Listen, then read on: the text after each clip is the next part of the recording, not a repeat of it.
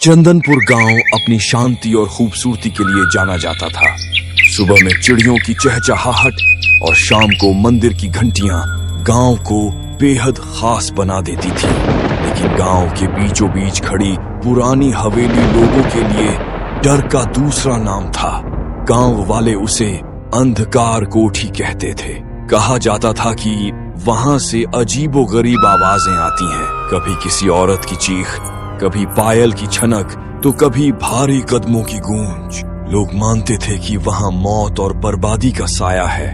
गौरी अपने पोते सुजीत का बरसों बाद गांव लौटने का इंतजार कर रही थी। आ गया मेरा लाल, तेरे लिए लिट्टी चोखा, खीर और आम का अचार बनाया है। नानी, आपकी रसोई से बढ़कर शहर की कोई चीज नहीं। अगले दिन सुजीत अपने पुराने दोस्त सूरज और संतोष से मिला। तीनों खेतों और पगडंडियों पर घूमते फिरते हंसी मजाक कर रहे थे। लेकिन रास्ते में अचानक नजर अंधकार कोठी पर पड़ी। सुजीत, यहाँ खड़े रहना भी खतरनाक है। लोग कहते हैं जो भी इस हवेली में गया वो कभी वापस नहीं आया। रात को वहाँ औरत की चीखें सुनाई देती हैं। कई लोगों ने तो बहुत बार उस औरत की परछाई भी देखी है। तुम दोनों क्या अब भी बच्चों जैसी बातें करते हो? मैं साबित करके दिखाऊंगा कि ये सब झूठ है।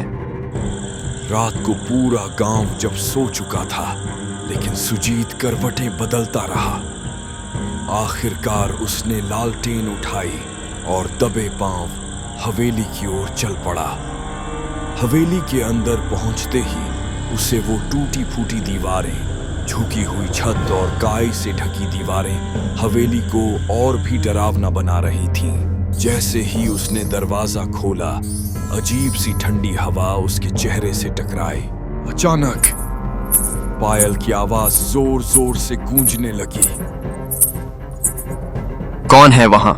थोड़ा आगे बढ़ते ही उसने देखा एक औरत जमीन पर बैठी थी, लाल साड़ी में, बिखरे बालों के साथ। तुम धीरे कौन हो? रही औरत ने अचानक सिर उठाया और जोर जोर से हंसने लगी कि चेहरा आधा जला हुआ था, त्वचा सड़ी हुई और आंखें कोयले जैसी लाल। तुमने मुझे मजाक समझा था ना?